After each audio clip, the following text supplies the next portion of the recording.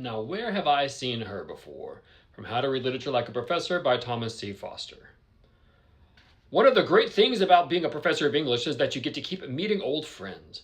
For beginning readers, though, every story may seem new and the resulting experience of reading is highly disjointed. Think of reading on one level as one of those papers from elementary school where you connect the dots. I could see the picture in a connect the dots drawing. I could never see the picture in the connect the dots drawing until I put in virtually every line.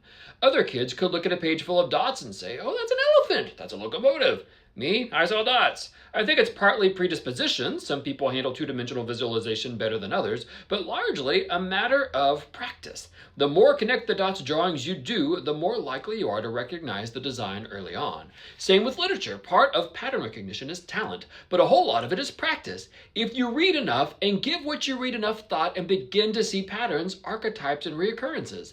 And as with those pictures among the dots, it's a matter of learning to look. Not just to look, but where to look and how to look. Literature, as the great Canadian critic Northrop Frye observed, grows out of other literature. We should not be surprised to find then that it also looks like other literature. As you read, it may pay to remember this: there's no such thing as a wholly original work of literature. Once you know that, you can go looking for old friends and asking the attendant question. Now, where have I seen her before? One of my favorite novels is Tim O'Brien's Going After Cacassio. Lay readers and students generally like it too, which explains why it has become a perennial strong seller. Although the violence of the Vietnam War scenes may turn some readers off, many find themselves totally engrossed by something they initially figured would just be gross. What readers sometimes don't notice in their involvement with the story, and it is a great story, is that virtually everything in there is cribbed from somewhere else. O'Brien provides us with a wonderful glimpse into the creative process, a view of how stories get written, and a big part of that process is that you can't create stories in a vacuum.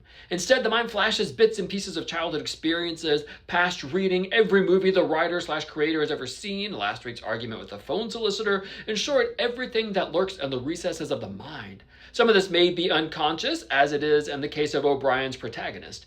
Generally, though, writers use prior text quite consciously and purposefully, as O'Brien himself does.